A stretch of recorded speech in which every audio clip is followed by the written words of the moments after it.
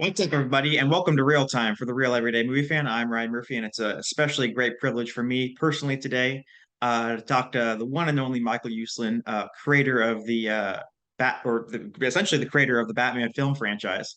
Who now, Mr. Uslan, I've read your book, read it 12 years ago when you first published it, and it's a wonderfully inspiring book about how you have this love for Batman and you made this vow to sort of make the films and eventually got there. Now we know we have a limited time today, so I we can't really go through the whole story about how you started watching the 60s TV show and all that sort of stuff and all the way up there. But anything you'd like to tell us in the brief time we have to so maybe sum that up a little bit, I suppose would be great. Yeah, sure, Ryan. First of all, I'm really happy to be here with you today, and love reaching out to fans. I grew up a fanboy. That is me. I am a comic book geek. My mom said I learned to read before I was 4 years old from comic books, and by the time I graduated high school, I had a collection of over 30,000 comic books dating back to 1936, which filled the entire garage of our house. My dad never once got his car in the garage. I was at First Comic Con back in the early 1960s in a Fleabag hotel in downtown New York, where 200 of us gathered. And probably the greatest thing that happened at that Comic Con is I got to sit and talk to Bill Finger. And Bill Finger told me and my friend Bobby as to the real story, the whole story of how Batman was created. And that was amazing. And I met Bill through my first mentor in the comic book industry, an amazing man and writer named Otto Binder. Otto was the primary writer of Captain Marvel and the Marvel family during the Golden Age. He created Mary Marvel, he created Black Adam, the Marvel family.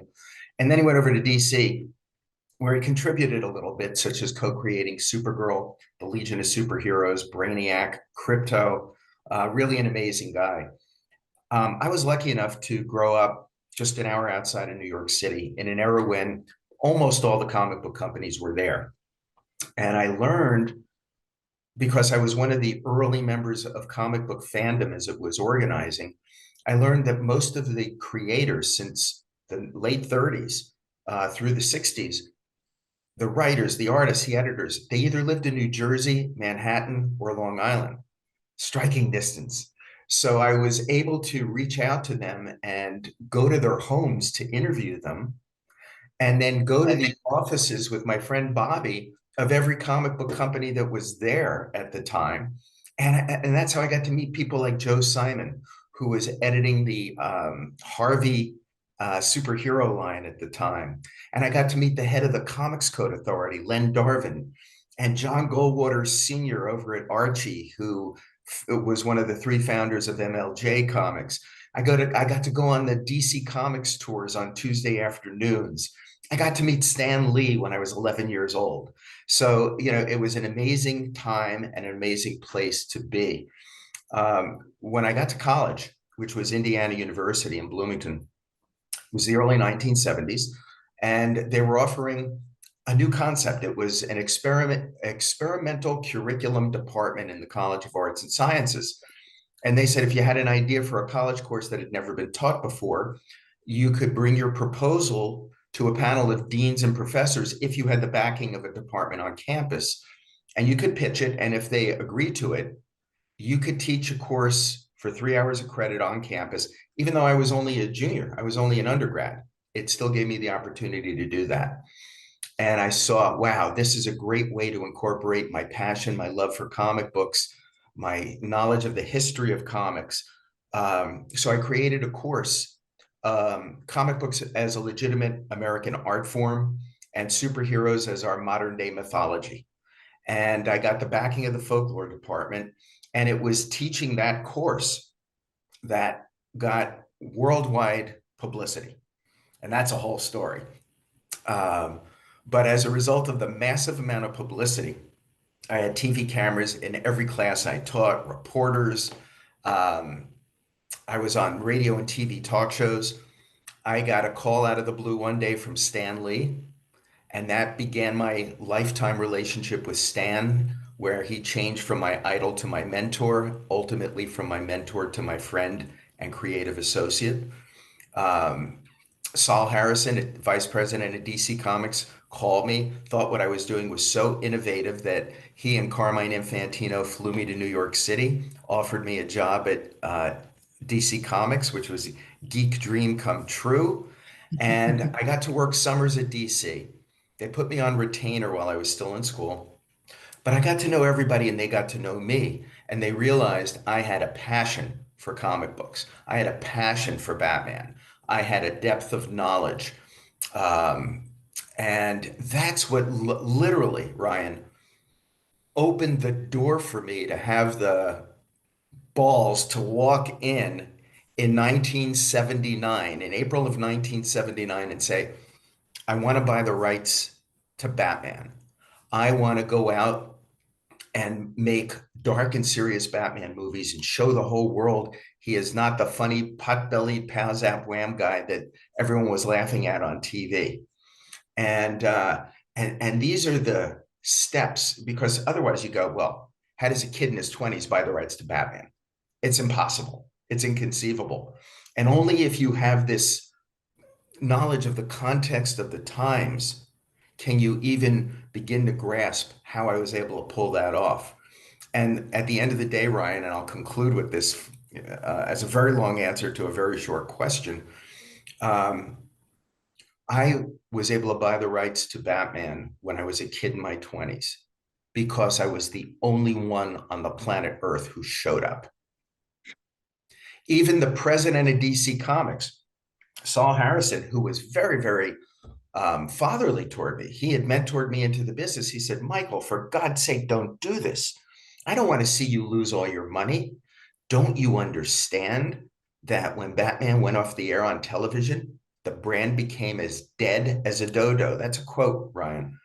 He said, Michael, nobody's interested in Batman anymore. That's how I got the rights.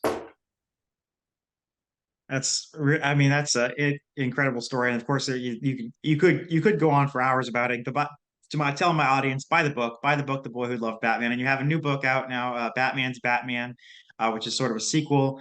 It's a great story. There's and just a lot of the stuff that you did and all that sort of stuff. But as the franchise has gone on over the years, and the first film came out in 1989. We're now in 2023, so it's been about 34 years. What has been some of the stuff that you've like that you've seen that you've appreciated and not appreciated? Like, I'll phrase it this way. In 2011, when I saw you at Wizard World, Chicago, Yeah. you said at this time there were only the Burton, Schumacher, and Nolan films. That was all there was. And you said, well, the Burton films I appreciated because they were like the Bob Kane stories. And the Schumacher films I appreciated because they were kind of like the Dick Sprang. Well, maybe appreciate is a strong word for the Schumacher films, but the Schumacher films are kind of like the Sprang, Dick Sprang kind of stuff where they're jumping on giant typewriters and stuff like that. And these Nolan films that are out now are kind of like the Frank Miller comic books.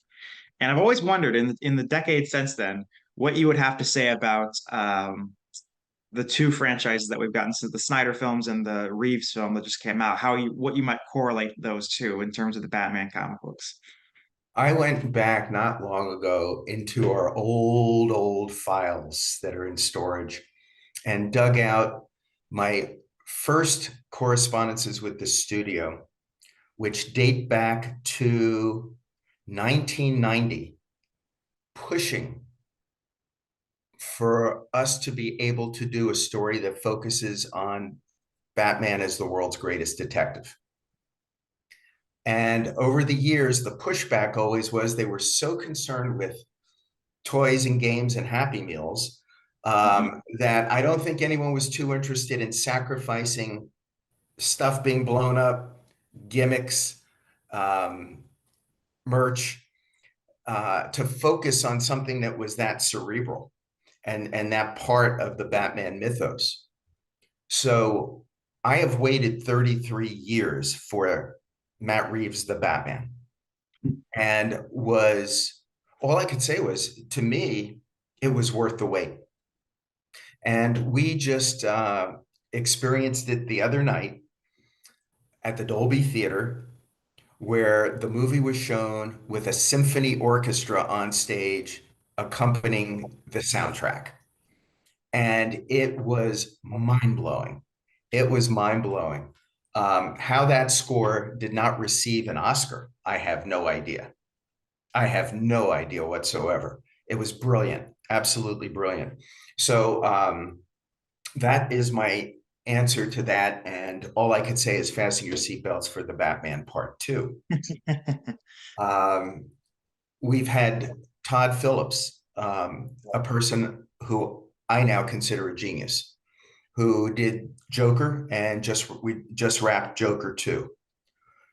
Um, he completely revolutionized what a quote unquote comic book movie can be. Mhm. It was important. It was cinema at its best because to me, cinema at its best becomes a mirror of our society held up to our faces, whether we want to look into it or not, warts and all, and a commentary that I think was so needed on the fact that as a society, we've become so polarized. We've lost our civility. We talk at each other, we don't talk with each other. We've ignored issues of mental health, and clearly it's all tied to gun violence. And that commentary, so brilliantly executed and acted and written, was amazing.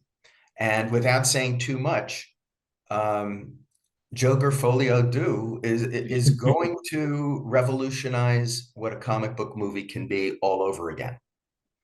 It is going to be daring and bold, and that's absolutely amazing. So for me, the beat goes on. You bring in hopefully uh, filmmakers with visions who have a love for and understanding of a character, a knowledge of a character, and at the point the studio gives them the go ahead, I always like to describe my role as chief cheerleader, just wanting to support them to the nth degree as best as I can. So I love the fact that so many great filmmakers get 2 or 3 films to play around with and to Mhm. develop a character. And one of the most unique things about Batman, Ryan, is because he has no superpowers. People find it so much easier to identify with him than with Superman or the Hulk, etc. And in a sense, he's not only a symbol, he's a bit of a cipher insofar as you can project your own feelings, your own philosophies, your own politics onto Batman.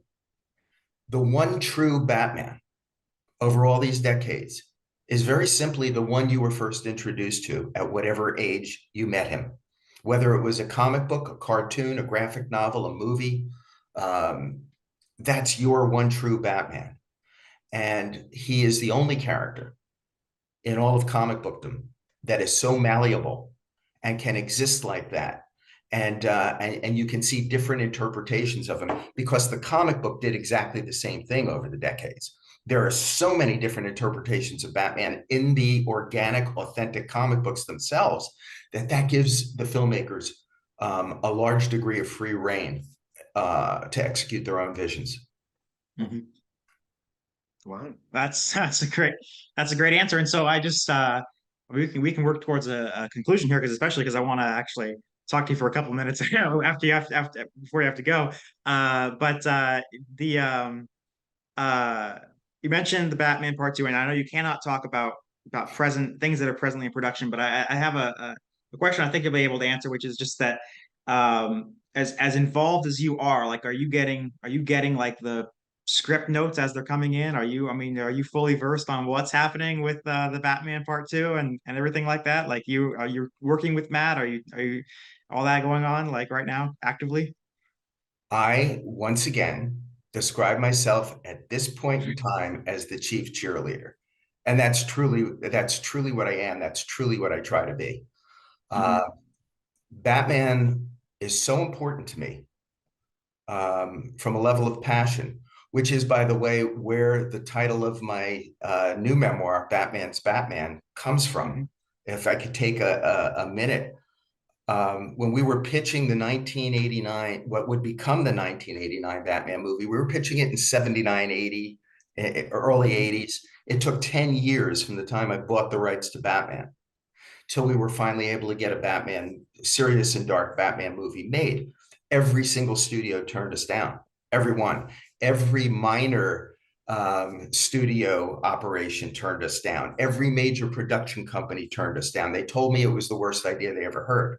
You can't make dark superheroes. You can't do serious comic book movies. You can't make a movie out of an old television series.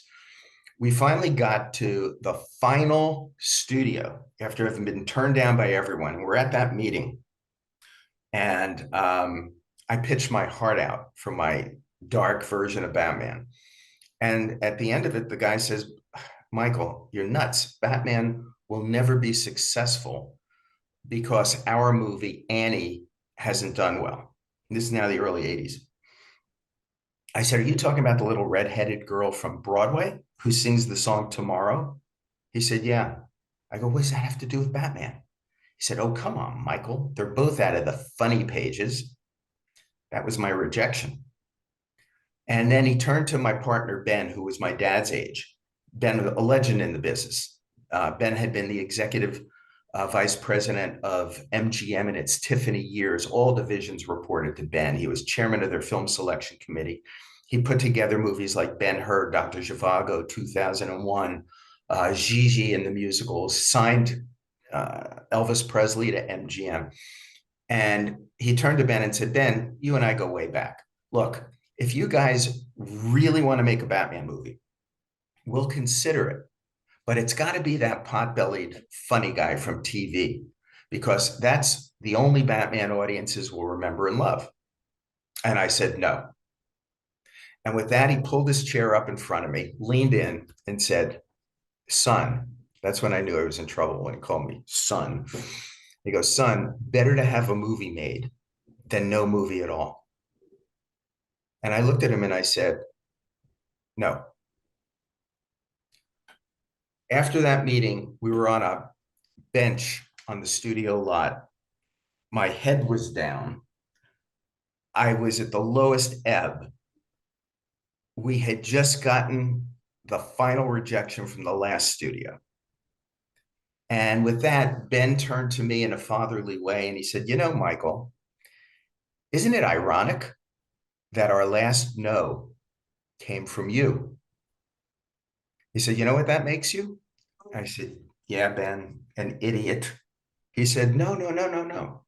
He goes, you have this vision for Batman, this dark vision that you believe in your heart and soul is the right vision because it was the vision created by Bill Finger, Bob Kane, Jerry Robinson, and you believe fully in that, and that's what the world has to see. He says, Michael, you just gave up a chance to do your first big movie.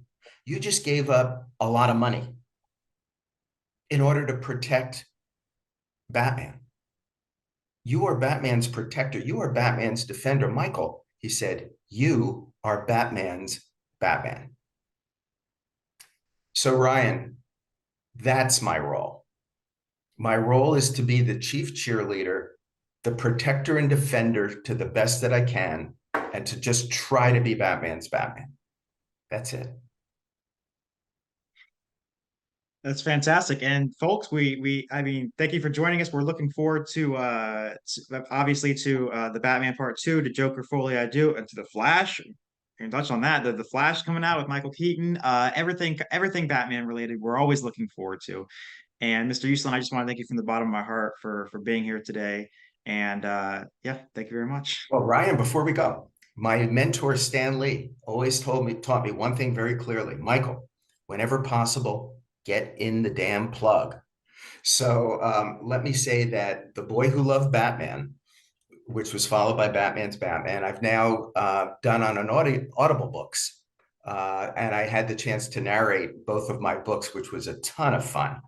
And I'm proud and super excited to tell you that The Boy Who Loved Batman is now being turned into a Broadway play by the Niederlander organization of New York City. I couldn't be more excited about it. Um, wow, it's just incredible to think that my story, my Batman journey, will wind up as a Broadway play. Has just been really, really amazing. Absolutely. And if I'm in New York, we'll I'll definitely go see it myself. Folks, thank you so much for joining us. Mr. Michael Uslan, my hero, my personal hero, is here with us today. And thank you very much for watching. What did you think of the interview? And leave your comments in the section below. And as always, thank you for keeping it real with Real Time.